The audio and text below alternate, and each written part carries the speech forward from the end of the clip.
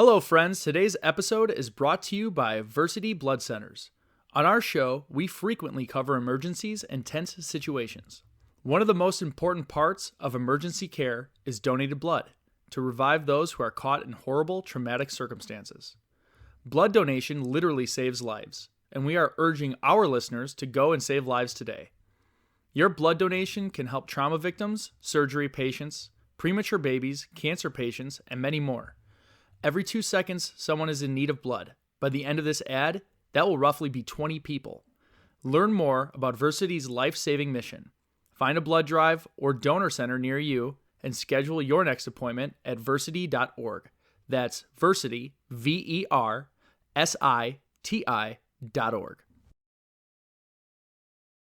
We also want to thank Verger. Verger CBD offers only the highest quality CBD products for relaxation, rejuvenation, and concentration. In addition to topicals, edibles, and flower, Verger has a wide variety of skincare products and CBD for your pets as well. Check them out on Facebook or on their website, which is just recently refurbished, at vergercbd.com.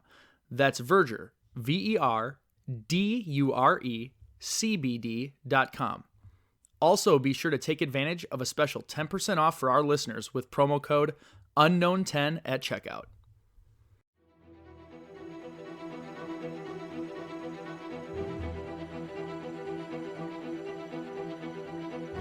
Thousands of people have mysteriously vanished in America's wilderness. Join us as we dive into the deep end of the unexplainable and try to piece together what happened. You are listening to Locations Unknown.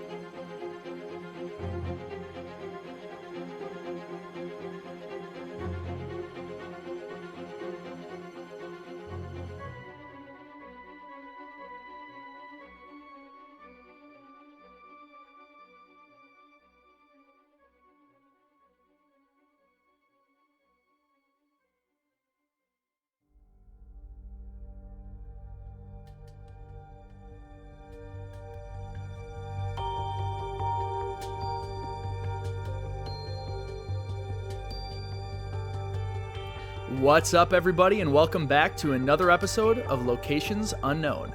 I'm your co-host, Joe Irado, and with me, as always, is a guy who can simply walk into Mordor, Mike Vandebogard. Thanks, Joe. How's it going, everybody? Thank you once again for tuning in. I know that's pretty crazy out there in the real world, so we're glad that you're taking an hour out of your day to listen to us. Yeah, we'll separate from all that stuff. And I do have one fact correction, which I was very upset about, Mike. So in the last episode, I was really proud to announce that I knew facts about Red Dawn, and I was wrong about that fact. What were you wrong about? So here's the deal. In the last episode, I said Red Dawn was the first movie that got an R rating. And I actually went all the way back to a board game that I played where I learned that fact, where it was like, I forget the name of the game already, but it was a card, and I learned it there, and I was really excited to retain that for whatever reason. But Red Dawn was actually the first PG-13 movie, so the fact card was actually wrong as well. Wow. Why it was screwed up is that the MPAA president, Jack Valenti, wanted to rate the movie R, but they felt it was like, because they had PG and R at the time. Yeah.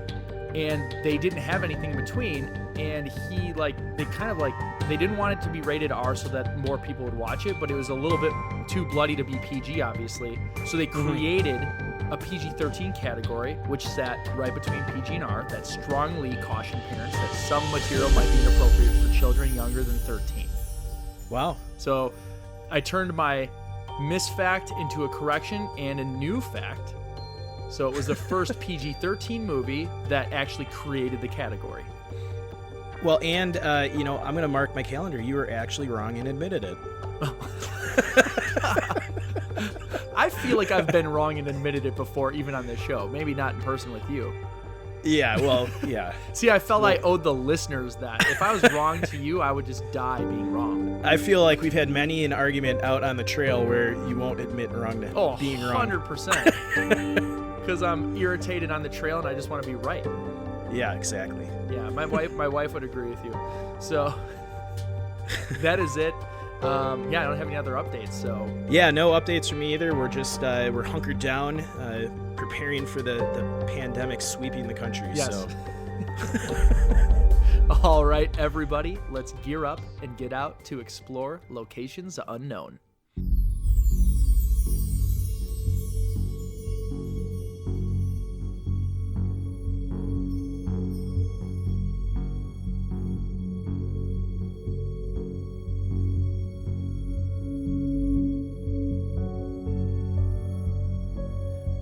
October 2018. Connie Johnson, a former U.S. Forest Service Wilderness Ranger in Idaho, had the experience and training to navigate the backcountry solo and even survive if needed. After retiring from the Forest Service, Connie worked as a camp cook for the Richie Outfitters in the area around Fog Mountain. Connie was working camp for a hunting party and was last seen as the group left on October 2nd. Although the hunting party was in radio contact with Connie the next day, transmissions were not clear. When the group returned on October 5th, both Johnson and her dog, Ace, were gone. Join us this week as we investigate the case of Connie Johnson and the bizarre incident that occurred nearby and could potentially have a connection.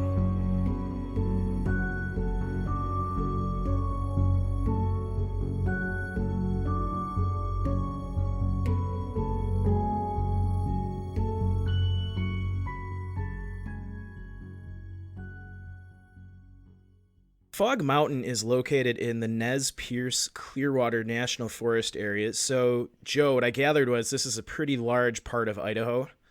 Yes. I think I may have even driven through it at one point. Yeah, it's pretty remember. big, and it is separated, and they have like major highways that go through, so it's possible. It looks like it's about 2.2 million acres, and the forest is located in the west central part of Idaho, and it's made up of 4 separate wilderness areas. Part of my research on the area, it stretches from the Oregon border on the west to the mountain border on the east, and is bounded by the Idaho Panhandle National Forest to the north and to the Solomon River on the south. So it sounds like it's a pretty big area. It was home to some Indians. Now I'm going to butcher this. It looks like the Nimi Pau or Poo. Yeah, I think it's Nimi Poo. Nimi Poo Indians, it was later named Nez Perce Indians by Lewis and Clark in their expedition See, they parties. couldn't pronounce names either. They're just Yeah, we're exactly. the Lewis and Clark of podcasts. I just made that Yeah, so it was named after the Indians that inhabited the area. It actually became a park by one of your favorite presidents, Theodore Roosevelt. Or not a park, a forest. Heck yeah. On July 1st, 1908.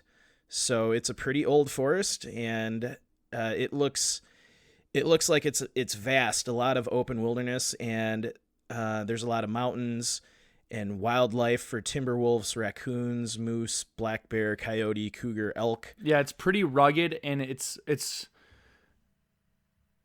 I don't know how to put it perfectly, but there's a lot of forest in between like the road. So there's a lot of, what's a good way to put it? Like if you think of Alaska as being vast, it's obviously nowhere near that size, but if you go pretty much anywhere in the lower 48 and you're in like a big forest area, if you go in a straight line, you'll pretty much stumble across a road or a path at some point.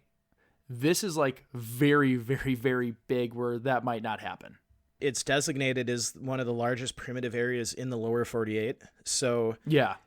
That basically means if you got dropped down in the middle of it, you're going to be walking a long time before you find a road or any type of civilization.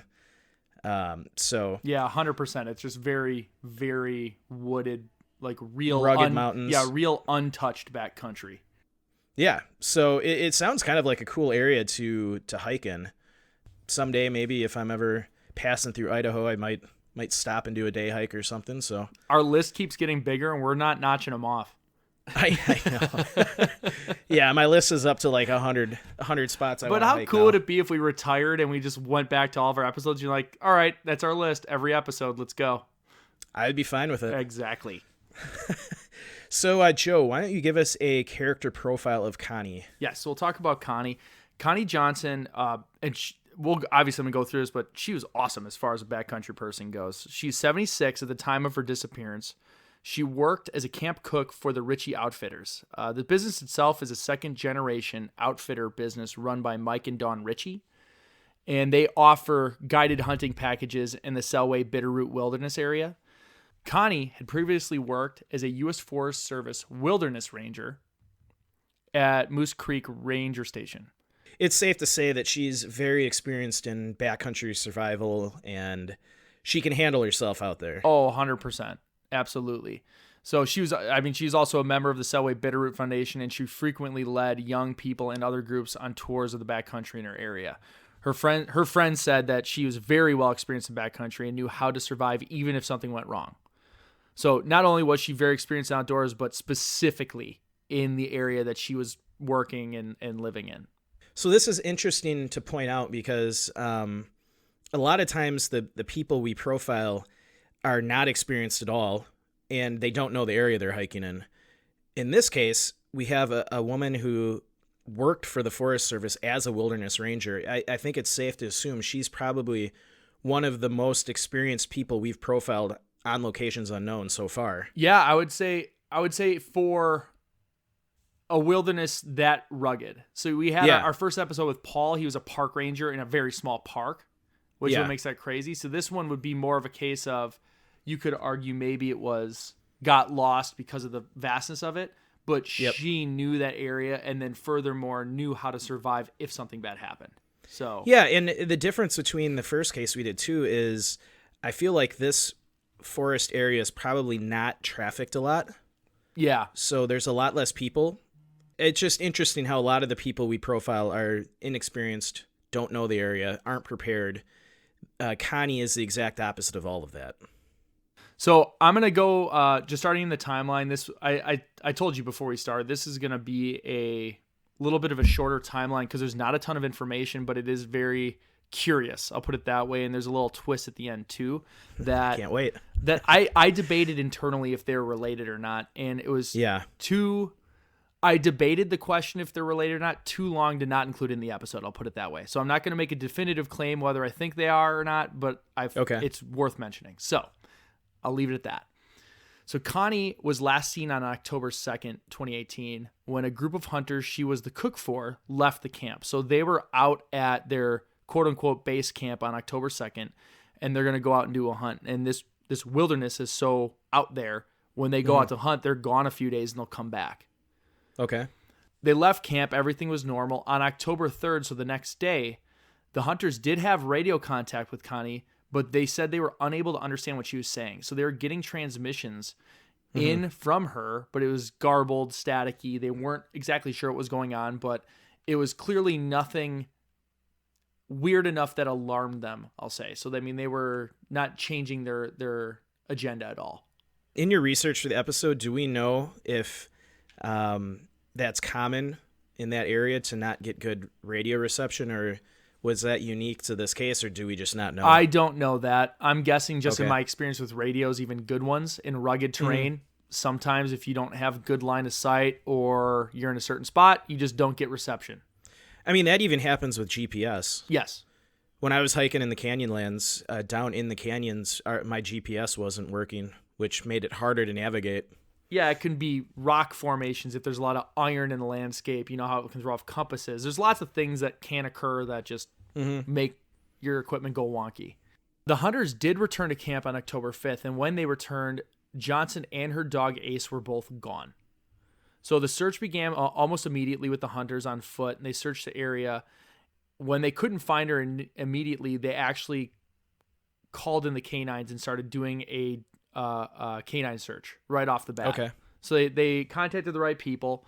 Not long after that, the U.S. Air Force was called out with aircraft using the FLIR technology that we've talked about in several cases, as well as resources from the Idaho National Guard and the Clearwater backcountry helicopter rescue team. So I think it's a mix of who it was and how connected she was that kind of got the ball rolling immediately on such a high level. And I think it's important to note that this happened in 2018. So we're talking modern technology, modern search and rescue techniques. you can assume these people are all highly trained in search and rescue. So it's not like some of those cases where we've talked about someone going missing in the 50s or 60s. This was just traipsing over the crime scene or traipsing over what evidence would be to help find them. Yeah, they activated the right people right away, and they're all professionals, no volunteers, stuff like that. And it sounds like the search got going pretty quickly. Oh, yeah, immediately. I mean, obviously, we don't have the details like some of the cases, but based on what you said, it sounds like it started up pretty fast. Yes, you have a very well-experienced person at a base camp with some ample supplies and everything who has the knowledge to hike, survive, and live in the backcountry that disappears. So it sent off some whistles and alarms, and they got the ball moving pretty quick. Okay. So Chris Atkins, a former colleague, says and this is his quote, "It's reconcilable, what everyone is dealing with this. Because like you said, this isn't some pilgrim's first rodeo. This is a woman who spent literally the last 25 years of her life, most of them on foot in the wilderness, alone, doing her wilderness range work. And if there's anybody that has the skill set that positions them to beat this, it's Connie." So that, again, just kind of reinforces what we said is she's not only spent 25 years in backcountry, she normally does it alone. So she is definitely prepared for, if something happens, she's prepared to survive for several days. I'm sure she's well aware of if something happens, you kind of want to stay in place. If you don't know how to get out of there or if you're injured. Yeah, she knows all the best practices. Yeah, because you have a better chance of being found if you stay in place and don't, if you know the way out, you should try to get your way out of there. But if you're lost, you don't want to keep just walking around aimlessly. Yep, make signals, make commotion, make sure people can see you.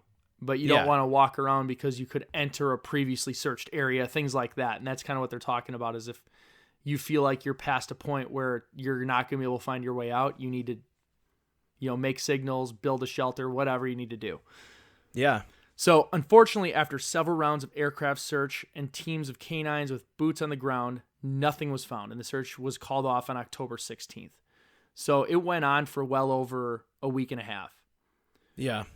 Where it starts getting crazy is that in a stunning turn of events, about 3 weeks after the search was called off, Ace, Connie's dog, was spotted by a backcountry pilot Tuesday at the ranger station. So, a backcountry pilot was flying around and saw the dog at the ranger station. And it was about 15 miles from the hunting camp where Johnson was last seen. Wow. So Nicole Saylor, that's the daughter of Connie Johnson, said the dog was very skinny, but in good shape otherwise. Ace, and this is the dog, was examined, fed, and taken back out, but the search didn't yield any leads or results. So they're very hopeful when they found Ace, like, hey, let's get him well and take him out immediately, and hopefully he'll bring them to Connie. She said when she heard the news that Ace had been found, she was thrilled that he was alive. The fact that he was not with Mom was very sad, and that's her quote. So a private searcher was hired by the family to take the dog back out immediately the next day to look for Connie. Unfortunately, this didn't turn up anything either. Saylor, who lives in Washington, D.C., and her sister, Christy Saylor of Creston, Iowa, flew out to Idaho immediately when they heard the news that their mother was missing. So this is going back a little bit. Yeah. It has to be very upsetting to get a little bit of hope after such a tragic event, especially when you might just be starting to accept the loss. And this is pretty neat because it just reinforces Connie. This is an oral history Connie recorded for the Selway Bitterroot Foundation. She talked about her experience in the backcountry after relocating from Iowa years before. And this is Connie's words. "I don't remember really being afraid of anything. I'm a spiritual and faithful person, and I kind of gave over my life to, there's God taking care of me, and I know that, but I did learn to, and I don't remember being fearful. There were lightning storms, and there were creek crossings, and there were lots of challenges, things physically, but I'm naturally an impatient person, and this has taught me, since I was by myself, to be very careful about where you put your feet. Connie, if you get hurt, there's no way anybody's going to help you. You're on your own. So it taught me to plan ahead about how I would negotiate this or that, or how I would deal with the water supply or bee stings and that kind of thing. I just love being in that place so much. It just took care of me, It's a pretty overpowering feeling to look up into those hills And especially being a flatlander like me, like I was, I still am in awe of the power of those mountains and the power of the weather and the creeks and just the sheer hugeness of it and the fact that we're not in control of anything. So, I mean, that like goes on even more to show that she specifically takes way more precaution than even I do. And after doing this show, I take extra precaution now. She like is very, very, very calculated in her moves and what she's doing, and understands like, hey, it might just be a creek crossing, but all it takes is one little mistake and you're stuck with your pack in that creek and drowning. Yeah. No, that's a great insight into, why she was a wilderness park ranger, why she was in that area. It gives you a glimpse into she was confident in her skills, but not, she wasn't risky. Exactly. I know one of the things when you hike and backcountry hike is you can be confident in being out there, but you never want to underestimate the terrain or any of the animals in the backcountry, because at the end of the day, you're not in control of any of that. You're just a visitor out there. Absolutely. Yeah, and everything is so powerful, and she said it perfectly. It's an overpowering feeling, and that's where like a lot of that beauty is in that just, I'm just an inhabitant here. This is where normally would end, and it wouldn't be too crazy of a case, but this is where there's kind of the bizarre thing I said. I'm going to have half the people probably think that's completely dumb that you included it, it's not related, and the other half say it's totally connected. So on a bizarre note, Terrence Woods, who is 27 years old, was reported missing around 5:30 p.m. on the same day in the Oro Grande area in a very mysterious circumstance. Now, Oro Grande is roughly 45 miles south of Nez Perce, so kind of far, but just give me my day in court, okay? Okay, I'm listening. So he was a production assistant from Maryland, and he was helping film a documentary on Penman Mine for a British TV show called Whitewater. At some point during this production, he just ran off into the woods for some reason, has never been found. What? Yeah. So Terrence's father said referencing the production crew thought he fell off a cliff, but by the time they got over there, my son was 15 feet down the cliff running like a hare. So I said, "What do you mean running like a hare?" He said he ran so fast, I ain't never seen nobody run that fast. You can't get lost out there, because if you got lost out there, you're going to run into a road or houses. So he didn't just poof, vanish, and disappear. No, he made it to that road. Somebody picked him up. So that's Terrence's father's quote. But despite an extensive search, no leads were obtained from the previous 7 days of searching, and no signs of Terrence were located in the search area or the expanded search area. Well, that's just plain bizarre. Yes. Yeah. So he just didn't say anything, turned and just started running. Exactly. Like dead, full-on sprint, ran one direction, and has never been found. Wow. Mm-hmm. And this was 45 miles south of where Connie went missing in roughly the same time? Correct. Huh. They're speculating, and again, this is speculation because they know what time he ran, but they're speculating it was possible it was around the same time, and this is where they potentially could be connected.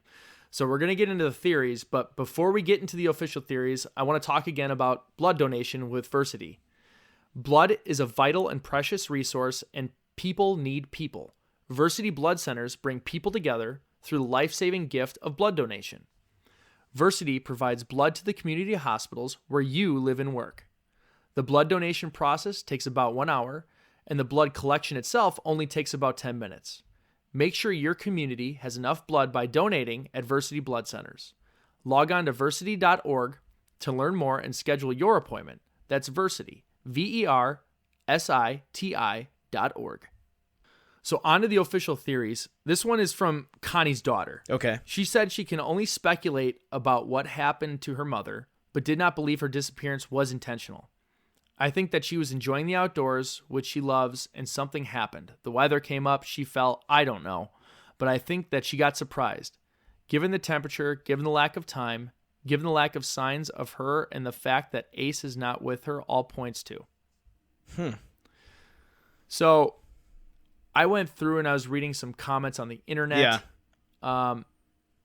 One of the ones I liked the most, and they wrote, I'm going to read it verbatim because I liked it so much I copied it here. It said maybe Connie didn't feel she needed a go bag, or that for some reason she needed to leave camp immediately without basics like fire starter, her phone, a radio, a firearm, or bear spray. Any of the things one should carry even if off for a pleasure hike. Could the reason for her abrupt disappearance be the same thing that caused Terrence to run like a hare down a 15-foot bank right past a road that he had to have seen? Is there something so frightening on Fog Mountain that Connie hurriedly left her camp to get away, and something so terrible in Oro Grande that Terrence bolted into the woods to escape it? Note that one could leave the Oro Grande area, travel on unimproved roads northwest to the Selway campground, then cross the Selway River, and it's nothing but rough country to Fog Mountain. And he wrote, by Idaho/Wyoming/Montana standards, these 2 points are not terribly far apart, close enough to make these 2 separate but similar and simultaneous incidents feel quite curious to me. And I agree. I copied that because I agree with that 100%. Just after hiking in Montana and spending time out there, 30 miles, 40 miles on the ground. I was just there in fall, and we did 65 miles in 5 days on foot. Yeah. And that was like one of the hikes I was looking forward to. So we traveled, 20 miles past the distance between these 2 events. Yeah. So that's where, again, 45 miles is far, but relative to hiking standards, they're not that far apart. So is this commenter, implying that he thinks something other than the normal wildlife out there scared Terrence and or got Connie? I think the open-ended question is what raises so much interest for me. Yeah. Because on its face, if you ignore the Terrence thing, mm-hmm. I would attribute Connie's disappearance to some sort of terrible accident. Yeah. And for whatever reason, if it's so rugged back there, they just have not been able to find the body. Mm-hmm. Maybe she went for a little bit of a walk and had a heart attack or something. Yeah. And there's some mystery there, but there's no information other than they had a jarbled radio communication. They couldn't quite make out what she said. They said it didn't seem like it was like a distress call or anything. Yeah. And then she was gone, and the dog turns up, and the dog doesn't bring them back to her body or anything. And that's all there is to it. There's no more to the timeline. There's no more information. But then this second event that was witnessed occurs on the exact same day that Connie could have gone missing. That is just so super bizarre. Well, I'm thinking in my head, let's check off the things that it probably isn't just based on evidence. So good idea. I'm going to rule out animal attack just because I think there would have been evidence of that. The canine units would have picked up on that smell right away. Mm-hmm. If it would have been a black bear attack, which there are black bears out there, right? I believe. Yeah, I think. Let me scroll back up to the top. I think they are. Yeah. Yes. Yeah. So. No brown bear, timber wolf, and black bear, and there is moose, but yeah. So it's not likely for a black bear to attack a human. Yeah, they're. I always call them scared little dogs. Like if you don't threaten them and you're not between their babies and you're making noise, you rarely see them because they'll run away. Or if you do, they're not coming near you. And in October, I would believe that the bears are focused on one thing and one thing only is getting fat for the winter. And I really don't see that happening. I don't see wolf attack only because her dog survived. Yeah, and you would think that her dog, and you always hear stories, the dogs take defensive positions for their owners, their family. Yep. So I can't imagine that if a pack of wolves actually did it. Yeah. Either of them surviving. Now, it's not out of the question for wolves to attack humans. I know here in Wisconsin, Joe, you probably heard these stories. Here in Wisconsin, in northern Wisconsin, a lot of hunters and farmers are getting very concerned about the increasing timber wolf population.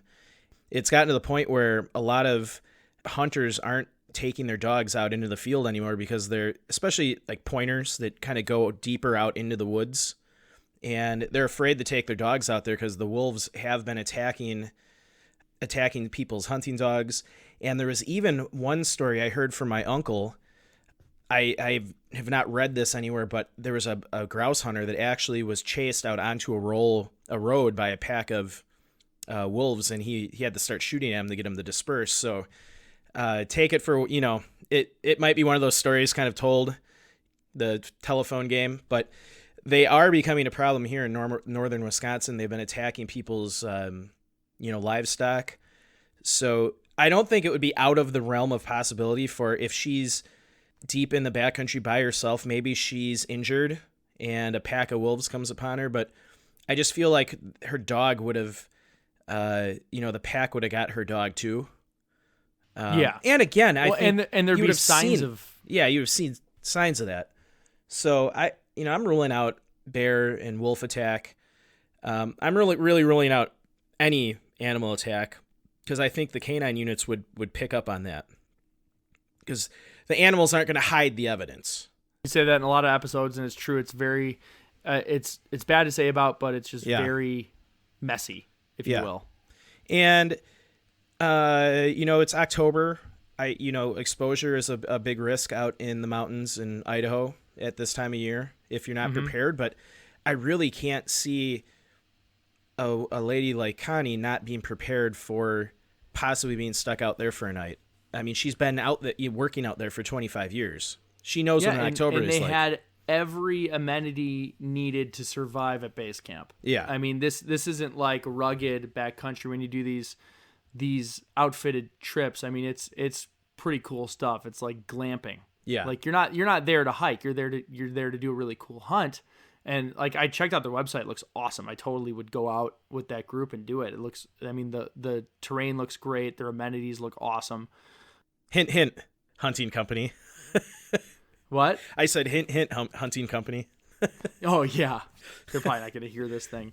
No, I just like legitimately would love to go out there, because you're always looking for a decent outfitter, and they've been around for a while. They have great reviews. It looks like a lot of fun, and I enjoy that stuff. Yeah. But yeah, I mean, you have not only that set up to survive, but like good setup to survive. Mm-hmm. So, it's a very rugged terrain, so I can't rule out her fallings, either in a crevasse or off a cliff or something like that. It is possible to, fall like that and not be seen by search and rescue. I don't know how likely it would be for the dogs to not pick up on that scent. Yeah, especially with how quickly they got canine units out there. I mean, it was like she went missing, and within a matter of hours, they had canine units out searching. And unfortunately, the information that's publicly available, we don't have good information on if the canine units did in fact pick up some kind of scent, but they didn't find anything, so we can safely assume that it didn't lead anywhere of importance. Yeah, this is puzzling. I mean, a case like this, when you kind of rule out all of those other things, always leads me back to like a human-caused incident, an abduction, something like that. But it's such a remote area. Yeah, no one else is around there, because you have like the outfitter company, and they travel to the base camp, in which they then travel again to hunting camp. So, what are some of your theories? my biggest, I think, my most reasonable theory on Connie is that she went for a hike by herself, because she did that a lot. Yeah, and she finally had that 1 in a million horrible luck, perfect storm issue where something happened to her where she got injured and died, or like I said, maybe had a heart attack, and she was in an area where her collapsed body fell into a spot where the searchers were unable to find her. I think that's the most reasonable thing that happened. Getting more technically reasonable, less likely. Yeah. Kind of that whole scenario where you get into like the hermit mountain people that just go off grid. If she stumbled upon somebody in wrong place, wrong time, and they, murdered her and took evidence, the body, everything, and left the dog running wild. Mm-hmm. And that's kind of where the dog doesn't know how to get back to her or anything like that. And I thought about, I was trying to look to see like, okay, is there any animosity towards this hunting company? Is there could there be, if I'm going to look at it as like a criminal case? Yeah. Did she have anybody that would want to cause her harm? Things like that. And whether there is or there wasn't, I couldn't find any evidence of anything like that. I feel like that would be a pretty big deal and would be reported if there was some kind of rift between her and the hunting company. I can't imagine it Well, being... I would say not a rift between her and the hunting company, between like maybe like a conservation group and the hunting company. You know what I'm saying? Gotcha. Like from what I understand, like the hunting company and her, like their family. I went on their Facebook page and stuff, and they're like, had hundreds of posts about her, telling stories, sharing pictures. So I mean, if they had issues, I can't imagine she'd be working there for so many years. And it was, if they did, holy cow, did they cover it up? Yeah, that's just how tight knit these people were. So I doubt that. I was saying more like a third party that is just anti-hunting or something, like, I don't know, or just someone who's crazy that takes it out on them. That's kind of still plausible, a lot less likely than my initial thought. I mean, if you're gonna be somebody who is one of those, we always joke like, I'm just gonna go off the grid and live in the mountains. Yeah, I mean, this is the place to do that. 100%. It's remote. It's, it's out in the middle of nowhere. It's huge. The chances of you stumbling across someone else are probably pretty slim.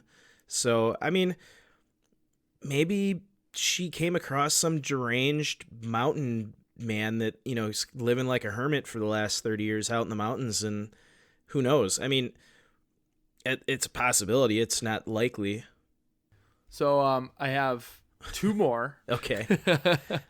The next one that's still plausible, maybe more likely than the hermit murderer. Illegal grow operation. Okay. When you have a lot of forest areas that are not as vast as that, where they are going back there and in some back little corner, they're growing marijuana, and it's, cartel level, guarding with machine guns type operation going on, like they got in the Emerald Triangle in California.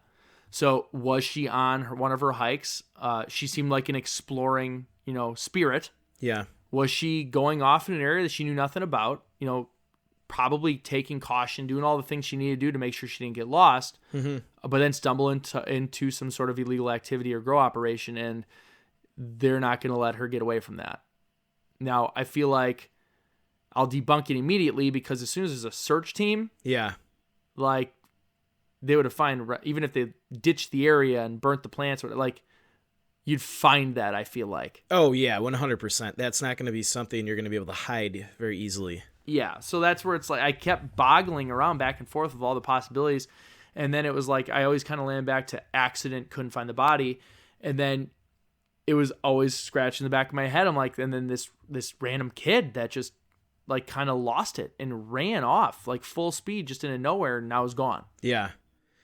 Well, I think on the other end of the scale, maybe perhaps there's some kind of creature living out in the woods that terrifies, like this kid saw it and was just so terrified he just started running.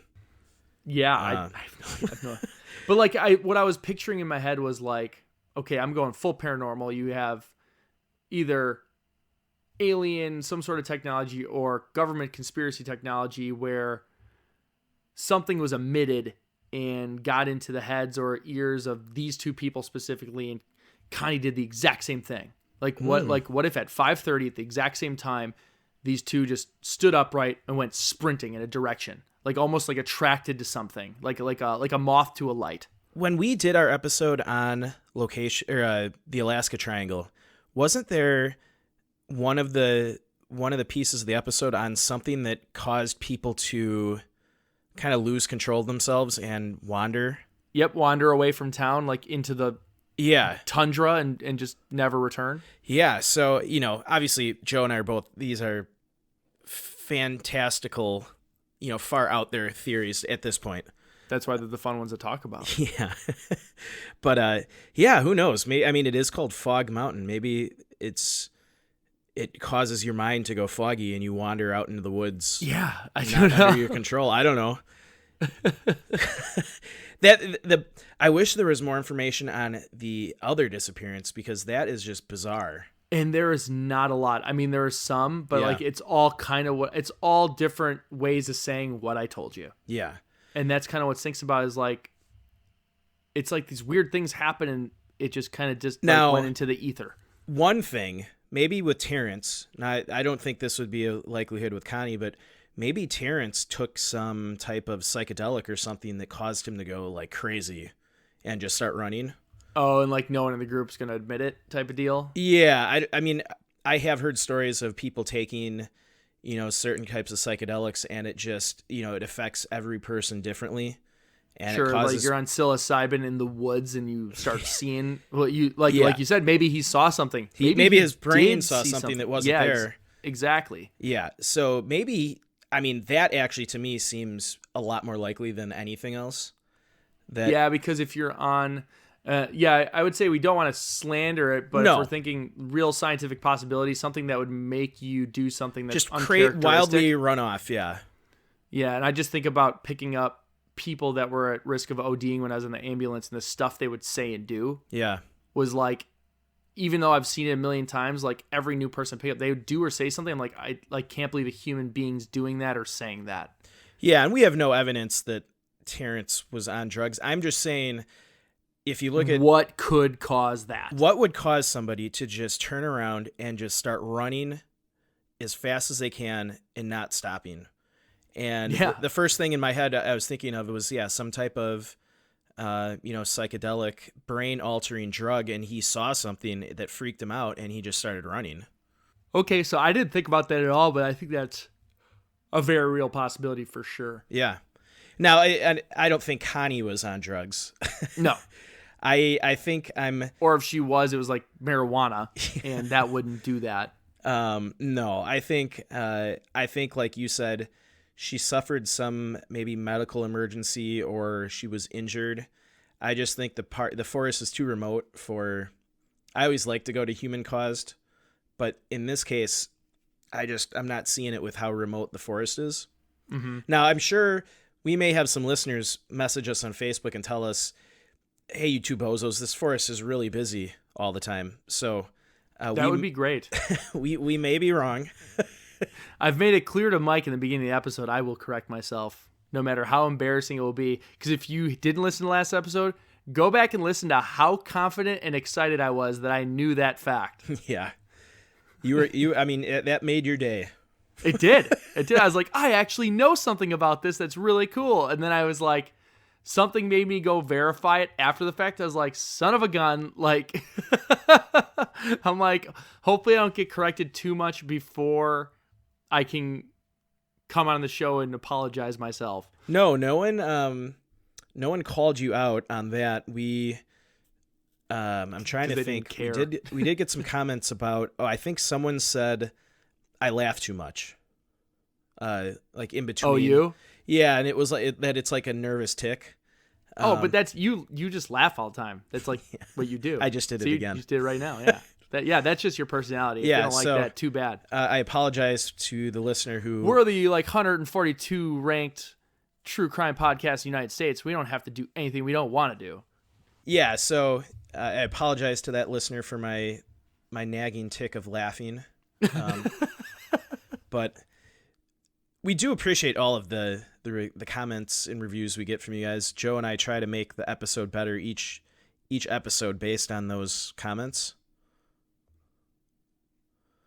I was just trying to look up somebody's name while we were talking. I wanted to give a quick shout out, which I forgot to do at the beginning. Her name on YouTube is Proud Military Beret. So just a shout out to her. She's been very active on our YouTube channel, commenting on all our different videos and giving us advice on the show and what she likes, what she doesn't. So yeah. So I mean, we want to hear all your theories. We want this one to be interactive. If you guys have a crazy theory, I want to hear it. Or if you know that area, that'd be even great too. Or if any of you knew Connie or knew any of her friends or worked with her, or reach out to us, because this happened on the Arvin Nelson case. We may have gotten facts about the case wrong. And with Connie, there wasn't a lot of publicly available information. So if anyone out there is listening and you have some additional information that hasn't been shared, because this is a pretty new case still. We usually don't do cases much newer than this.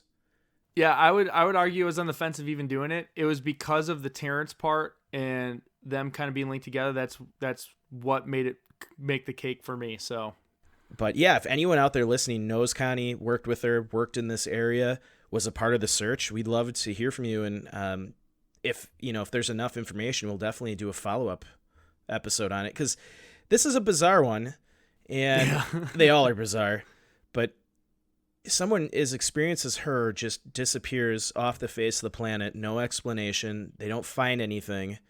Her daughter. That was the other box that got checked for me, was her experience. Yeah. And you know what? I think the final kicker was her statement that she left. Mm-hmm. That, like, her quote that's in the foundation. Yeah. Like, how, because when I talk about hiking and being safe, I don't go that specific into explaining how careful I am. Yeah. So she was well aware of, and I said it before, I'm just going to repeat it because it's important to think about when you're thinking about what could have happened to her. She was not only aware of the dangers of the backcountry wilderness, but took precautions above and beyond anyone I've ever talked to about it. Mm-hmm. Like, literally, I've never talked to somebody who's that cautious about what they do. I mean, it could just be like the bitterness of irony of, like, the most cautious person has the accident type of thing, where you have the idiots that do flip-flops and summit mountains on ice. Like, do just like, oh, it wasn't that big of a deal. And they just get lucky. So who knows? Yeah, no, it's a bizarre one, and the Terrence thing is equally puzzling. But I think I have my theory on that I feel more comfortable about than anything with Connie. Yeah. All right. Well, I think that's it, man. So yeah, we want to thank you for tuning into our show. A special thanks to our sponsors, Versity Blood Centers and Verger. As always, like we said before, visit the Facebook page, interact with us there. We're also on Twitter. Follow us on Instagram. The website is locationsunknown.org. And as always, if you go out hiking, camping, fishing, or otherwise, leave no trace. We'll see you next time.